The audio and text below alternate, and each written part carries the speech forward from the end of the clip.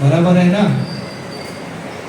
अभी इसका क्या फायदा है मेरे को, आप में से बहुत लोगों को शायद इसके बारे में मालूम नहीं रहेगा कि फायदा क्या है। फायदा जो भी हो, लेकिन नुकसान तो कुछ भी नहीं है। पहला फायदा यह है कि आपको जो लाइसेंस मिलने वाला है, आपको जहाँ पे बैठने मिलने वाला है, जो 2014 का धोरण पास हो गया है, आपका जो हक मिलने वाला है, इसकी एक पहली पायदान है, यानी पहली सीढ़ी है, जहाँ पे आपको अपना उम्मीदवार वहाँ पे चुन के देना है। और उसके लिए आप सभी को मेहनत करनी पड़ेगी, क्योंकि आप गिने चुने 300, 400, 500 लोग रहेंगे जो अपने अपने लोगों के लिए बोलते हैं ना वोट डालेंगे। लेकिन इसके साथ आपको उन लोगों को भी आपको कन्विंस करना है, नहीं बोलते हैं ना कि आप इनको वोट क्यों दे दे, बोलते इस वजह से दे दे। और उस चुनाव में, इस चुनाव में खड़े रहने के लिए जो भी बंदे आगे आएंगे उनको खुद में आत्मविश्वास होना जरूरी है कि मैं अपने लोगों को उनका हक दिलाऊंगा बोल के सही तरीके, जो अपने हक की बात वहाँ पे जाके अपने लोगों की बात, अपने फेरी वालों की बात पूरे दिल से वो बात करें। देखो प्रशासन तो हमेशा चाहेगी कि खाली बोलते ना, एक गांव में एक बोलते ना कि आप कुछ बोले नहीं, आपकी हर बात काटेंगे, आपकी सही बात काटेंगे। हाँ, कि आपको बोलेंगे कि नहीं हम लोगों ने फैसला लिया है, ये ऐसा ही होता है। तो जो भी खड़ा रहेगा, मैं तो आपको यही बात बोलूँगा, उसको वो सभी नियम जानना जरूरी है, ये ध्यान में रख देना। नहीं तो आपको इस तरह से आपको बोलते हैं ना गोलमाल करके रख देंगे कि आप कुछ भी कर नहीं सकेंगे उनके सामने। वो बोलेंगे कि नहीं ये इस तरह से ही होता है, तो आपको उनका हर बात का आपको उनको तोड़ देना जरूरी है। इसलिए यहाँ पे आप में से बोलने वाला व्यक्ति जरूरी है। और आप सभी को ये मैं सूचित करता हूँ, आपके लोग जब यहाँ पे चुन के आएंगे तो आपके साथ जो नाइंसाफी होगी वो आपका ही बंदा आपको इंसाफ दिलाएगा। इसलिए हर एक को उस बंदे को चुन के आने के लिए आपने, मैंने तो वोट डाल दिया, मैंने मेरा काम कर दिया, ऐसा नहीं होता है। तो 1947 यानी 90 साल के बाद हम लोगों को गुलामी से निजात नहीं मिलती। तो हर एक जो बोलते हैं ना, हारने के बाद हर बंदा मायूस हो जाता है, लेकिन कुछ बंदे अपनी कोशिश करते रहते हैं। और उन बंदों को सपोर्ट करना आपका फर्ज होता है। आप बोलेंगे कि कुछ नहीं होता है, तो आज देश की गुलामी रहता था, वैसे आप भी वैसे ही रहोगे, जहाँ पे हो वहीं पे। आप अगर एक कोशिश नहीं करोगे, आप अपने बोलेंगे ना कि ये मेरी लड़ाई है बोल के आप यहाँ पे नहीं उतरोगे ना, भाई इनकी लड़ाई है, को खड़ा है वो देखेगा, यूनियन की लड़ाई है, उसकी लड़ाई है बोल के खड़ा कर आप ये सोचेंगे तो आप आगे नहीं बढ़ोगे भाई, ये मुझे मालूम है। सबसे पहले यहाँ पे जितने भी फेरी वाले सबको नमस्कार। क्योंकि मुझे लगता है कि मीरा रोड में परास्त होने के बाद आज पहली बार आप लोगों की मीटिंग है। परास्त मतलब समझते हैं ना, हार जाने के बाद, हौसले टूटने के बाद लोग पूछते हैं कि मीरा रोड में हम परास्त हुए। तो मैंने कहा लेकिन जिसके कारण हम हारे हैं उसको तो हमने जीवन भर के लिए घर बिठा दिया। हमने इसके बाद अगले पर विश्वास किया। मीरा रोड वालों और भाईंदर वालों को बता दूं कि हमारा अगला नेता पिछले 22 दिन से मैं पूछ रहा हूं कि मिलने का समय दो, उसके पास फेरी वालों के मिलने के लिए समय नहीं है। तो आज दरअसल हम लोग यहाँ जो इकट्ठा हुए हैं, मीरा भाईंदर में नगर पथ विक्रेता समिति का निर्माण हो रहा है, जिसके अंदर 8 फेरी वालों को चुनकर भेजना है। मुन्ना भाई ने कई सारी चीजें बताई, क्या आना चाहिए क्या नहीं, क्योंकि 2014 का जो पथ विक्रेता कानून है उसमें नगर पथ विक्रेता जो समिति है उसमें वही फेरी वाला जाएगा जो पात्र होगा, जिसका सर्वे में नाम होगा। आज हम लोग इसीलिए इकट्ठा हुए हैं, बहुत जोर देते कि आप लोगों में से कौन इच्छुक हैं जो आने वाले समय में जाकर फेरी वालों की लड़ाई महानगर पालिका में बैठकर लड़ेंगे। 8 फेरी वाले होंगे, उसके अलावा और 12 लोग उस कमेटी में होंगे। उन 12 लोगों को चयन करने का अधिकार महानगर पालिका के कमिश्नर को होगा। टोटल 20 लोग होंगे। जब भी फेरी वालों का कोई मुद्दा आएगा उस विषय पे आप 8 को लोग जो वहाँ जाओगे वही लोग लड़ोगे और उसी लड़ाई को आपको लड़के उसका रिजल्ट लाना है। और मुन्ना भाई के हिसाब से ये उपस्थिति बहुत कम है, लेकिन मेरे ख्याल से उपस्थिति बहुत है, क्योंकि अगर फेरी वाले एक हो जाते तो फिर आगे का विषय ही नहीं था। लेकिन मैं आप लोगों को बता दूं कि मीरा भाईंदर महानगर पालिका के लिए जिन 8 लोगों का चुनाव होना है उसमें 2 लॉटरी उस दिन निकाली गई। अच्छा, इसमें मीरा रोड के कितने लोग हैं, जरा हाथ उठाएं। बीपी रोड के और नवगढ़ रोड, चलिए ठीक है, कोई बात नहीं। देखिए, पहले मैं आप लोगों को बता दूं कि हाई कोर्ट के आदेश से चुनाव होना तय हुआ है। कल यानी 8 तारीख को आपको फॉर्म भरने के लिए मिलेगा, जो जो लोग इलेक्शन में खड़े होंगे। 8 तारीख और 9 तारीख 11 बजे से दोपहर को 3 बजे तक, दोनों दिन 8 तारीख और 9 तारीख को आपको फॉर्म मिलेगा। 16 तारीख को 11 से 3 बजे तक आप वो फॉर्म जमा कर सकते हैं, मतलब 8 दिन आपके पास वो फॉर्म होगा। इसके बाद आप 17 तारीख को आपके पेपर की छाननी होगी कि कौन क्या।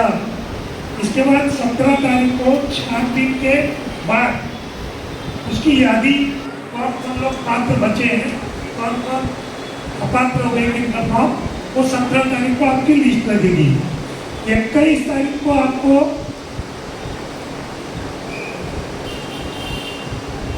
आशेष अर्ज स्वीकारने, मतलब जो बचे हुए लोग हैं उनका अर्ज स्वीकारा जाएगा और उसी में उसी दिन पात्र होंगे, उनकी यादी भी लगेगी। इसके बाद 23 तारीख को नाम निर्देशन पत्र मांगे गए, लेकिन फिर भी जो चुनाव का तय है वो 23 तारीख को वापस लेने का 5 बजे तक का है। इसके बाद आपका 30 तारीख को आपका चुनाव होगा। आपके चुनाव में 8,500 लोग जो यहाँ के पात्र फेरी वाले हैं, जिनका सर्वे में था, जिनका कमिश्नर के यहाँ नाम गया है, तो वो सारे लोग जो है वोट देंगे। वो तय किया जाएगा, आप लोगों को जो सर्वे का पावती है वो दिया जाएगा, वो और आधार कार्ड दोनों लेके, जैसे कि मुंबई में चुनाव हुआ था। हम लोगों के तो भाग्य में नहीं था, क्योंकि हम लोग पूरे मुंबई का चुनाव लड़े और हमारे ही यूनियन के कई सारे अपने फेरी वालों के नेता इस्ते लेके आ गए कि नई कमेटी नहीं बनना देंगे। तो बाद में मुझे पता चला कि इसके पीछे बहुत बड़ी साजिश है, और वो साजिश है जो पावती हम लोग लीगल देते हैं उसके बाद वाला कलेक्शन, कि आप लोगों में से कौन 8 लोग चुन के जैसे नगर सेवक बैठते हैं वैसे जाके महानगर पालिका में बैठेंगे। ये हुई आपकी फेरी वालों की उनकी भूमिका। अब लड़ कौन सकते हो मैं आपको बता रहा हूं। एक आरक्षित सीट है महिला के लिए, लेकिन वो दिव्यांग होनी चाहिए। दिव्यांग होने के साथ साथ उसके पास दिव्यांग होने का सर्टिफिकेट भी होना चाहिए। एक है अल्पसंख्यक, एक सीट अल्पसंख्यक के लिए है।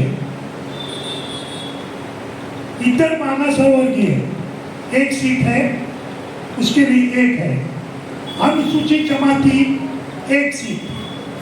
ये सब सर्टिफिकेट होना चाहिए है। अगर आप इसमें भरते हो तो अनुसूचित जाति 1 सीट है, सर्वसाधारण सामान्य सीट है 3, लेकिन उसमें 2 पुरुष और 1 महिला के लिए है, 2 पुरुष और 1 महिला लड़ सकते हैं, ऐसे टोटल 8 सीटें हैं। अब ये सारी जानकारी के बाद दरअसल आज जो यहाँ पे मीटिंग हुई, अब आप लोग सोच रहे हैं कौन सा चुनाव है, क्या है, तो मैं बता, जैसे कि मुन्ना भाई ने बताया कि आप लोग अपना विषय वहाँ पर डायरेक्ट, जैसे हम लोग आज लेटर देते हैं तब जाके कमिश्नर मिलता है, कोई मिलता नहीं है, 5 पट्टे हमको दरवाजे पे खड़ा कर देते हैं कि जब विधायक का फोन आएगा तब हम तुमसे मिलेंगे। लेकिन जब एक कमेटी बन जाएगी तो आप 8 लोगों में इतना पावर होगा कि आप लोग महानगर पालिका में बैठ के हंगामा कर सकते हो और अपना विषय मीटिंग के दिन, सभा के दिन आप अपना विषय वहां रख सकते हो। ये जानकारी देने के लिए आज यहाँ पर स्पेशल मीटिंग बुलाई गई है। और जब आप अपने को वोट दिए रहोगे तो अपना ही जाके, अब ऐसा नहीं है कि हम लोग ही हैं खाली, यहाँ पर लीगल तौर पर 3 यूनियनें हैं, सारे लोग चुनाव लड़ेंगे।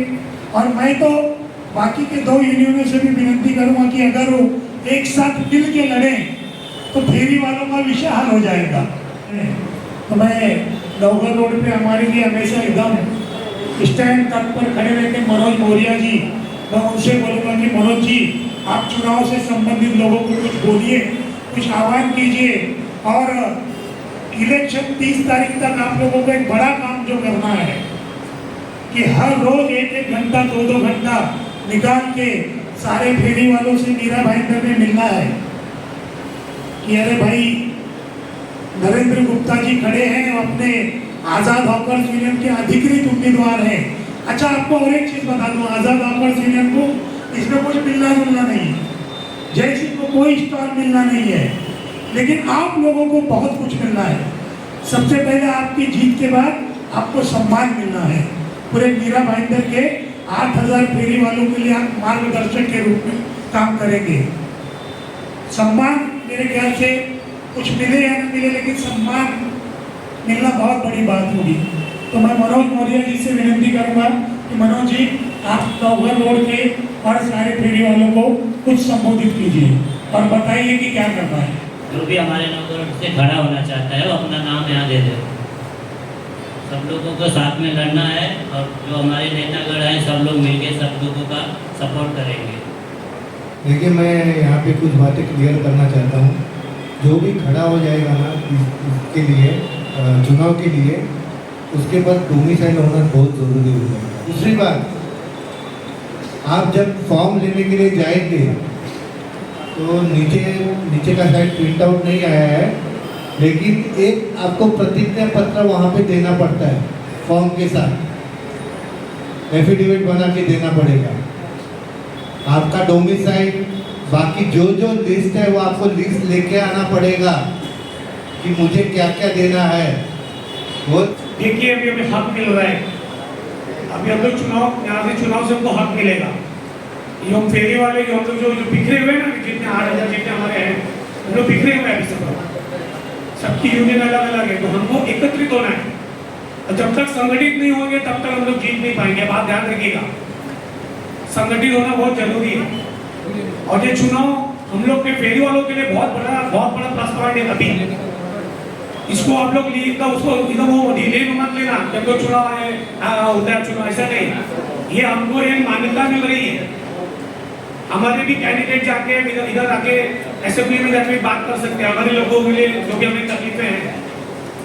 तो मैं चाहूंगा कि सबको, मतलब जितने भी हमारे फेरी वाले, मतलब हमारा जो इलेक्शन जब होगा तो 100% इलेक्शन होना चाहिए। मतलब ऐसा नहीं होना चाहिए अरे ठीक है होता है वो तो जीत जाएगा, ऐसा नहीं। सबको संगठित होना है और जब तक संगठित नहीं होंगे, हम लोग बिखरे रहेंगे, तो जो बाहर के लोग हैं उसका फायदा उठाएंगे। अभी इसी हिसाब की तबियत भी ठीक नहीं होगी, इसलिए आ नहीं पाए। वो भी हमारे लिए मेहनत कर रहे हैं। अभी जैसे यहाँ पे आए, अब हमारा फर्ज बनता है कि हमको चुनाव जो आ रहा है आगे, तो हमको संगठित होना है और हम चाहते हैं कि 100% इलेक्शन है हमारा। ऐसा नहीं कि भाई उसने वोट दिया मैंने नहीं, सबको वोट देना है। जितने भी पात्र फेरी वाले हैं, मैं एक बार सबसे वापस निवेदन करूंगा कि अपना डोमिसाइल बनवाइए। राजनीति के तहत कि फेरी वाला परप्रांति है, फेरी वाला बांग्लादेशी है, वो कुछ राजनीतिक जो लोग हैं उनका लुकआउट है, हमसे उससे कोई मतलब नहीं। और हम लोग तो आज़ाद अवकाश यूनियन के ओरण बाबरे हैं कि हम तो आज भी मैं खुलेआम दावा करता हूँ कि अगर फेरी वालों को जगह दे तो हमारे बड़े भाई जो स्थानीय भूमिपुत्र हैं उनको प्रथम स्थान दे, हम उसके लिए भी तैयार हैं। अगर वैसे 50 साल से कम हम भी इस महाराष्ट्र के बासिंदे, हमारा दूसरा कोई गांव देश नहीं, हम महाराष्ट्र के हैं, मुंबई कर हैं, सारी चीजें हम परप्रांति तो वो कहते हैं। जब मुंबई शहर में झुमका भाकर गरीब स्थानीय लोगों के लिए था तो आजाद हॉकर्स यूनियन ने पहली बार मांग किया कि झुमका भाकर स्थानीय मराठी भाषियों को दिया जाए। चाहूंगा कि आप लोग सारे लोग बढ़ चढ़ कर हिस्सा लें। पहली बात तो सबको नमस्कार, जितने फेरी वाले यहाँ उपस्थित हैं, और मुझे ये सौभाग्य दिए आगे का कार्यभार संभालने के लिए, उसके लिए बहुत बहुत धन्यवाद। और जो पीपी रोड से आगे आना चाहता है, लड़ना चाहता है, सारे डॉक्यूमेंट्स उनके पास है इंटरेस्टेड, वो अपना नाम दे विजय भाई के पास।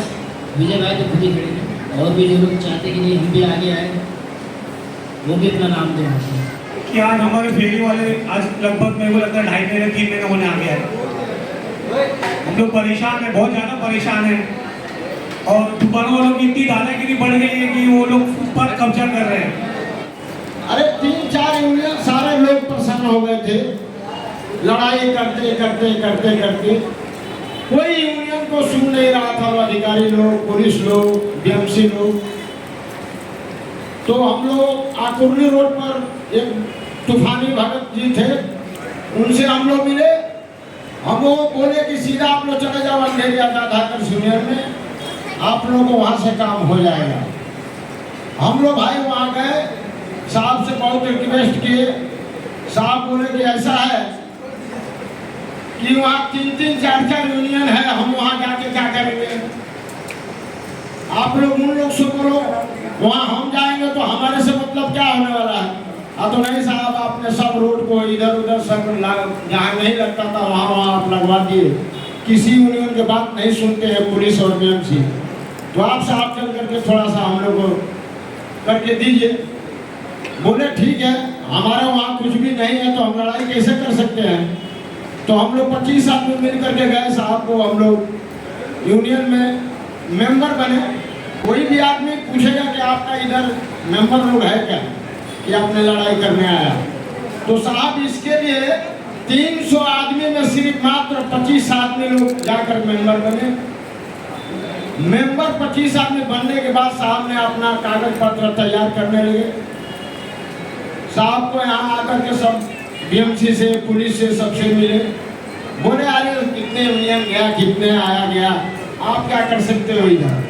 अरे साहब, हमने आया है रिक्वेस्ट करके सबको धंधा लगवाने के लिए, इसलिए कि भाई ये सब लोग खाने में 8-9 महीने से मर रहे हैं साहब, आपने कुछ भी नहीं सुन रहे हो। तो बोलते हैं कि नहीं नहीं कुछ भी नहीं सुनेंगे हम लोग। तो वहाँ केनी साहब थे। केनी साहब को जब सुने कि जब आजाद हॉकर्स यूनियन आ गया है मलाड में, तो केनी साहब ने अपना ही खुद को ट्रांसफर करा लिया इस भेंदर में, अजमीरा रोड में। साहब ने 25 दिन लड़ाई करते करते, और साहब ने इतना बढ़िया अपना बोले एक तरफ आप लोग धंधा लगाओ, बढ़िया से एक एक धंधा लगाओ, पीछे करके धंधा लगाओ। सब लोग धीरे धीरे धीरे धीरे धंधा अपना लगाना चालू किया। आजाद मैदान से लेके भाईंदर में, मेरा भाईंदर में तो किसी की हिम्मत नहीं पड़ती कि पुलिस के खिलाफ मोर्चा निकालने की। सबसे पहला इतिहास है कि फेरी वालों को पुलिस के खिलाफ, नवगढ़ पुलिस स्टेशन के खिलाफ आजाद हॉकर्स यूनियन का मोर्चा निकला है बाबू दयाशंकर सिंह जी के नेतृत्व में। राजेंद्र मोहिते जी जब सीनियर इंस्पेक्टर थे, लाठियों से मारते थे, फेरी वाले भाग जाते थे। तो एलटी मार्ग पुलिस स्टेशन, एंटॉफिल पुलिस स्टेशन, अंधेरी पुलिस स्टेशन, ये सब का इतिहास है, दर्ज है लाठीचार्ज का। लेकिन वक्त बदला है, समय बदला है। अगर आप मेरे नहीं तो मैं आपका नहीं। सिंह साहब को 2 किलो टमाटर के लिए अंधेरी बीएमसी की गाड़ी में डाल के मारते हुए बोरीवली गोडाउन तक लेके आए थे।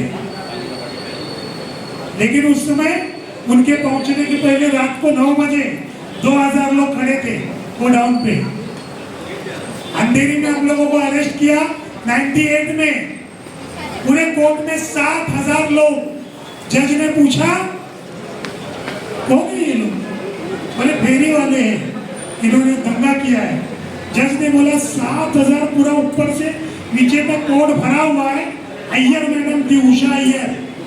उन्होंने बोला ये लोग इतने पिन ड्रॉप साइलेंस है, ये लोग कहां से दंगा कर सकते हैं, तुरंत जमानत।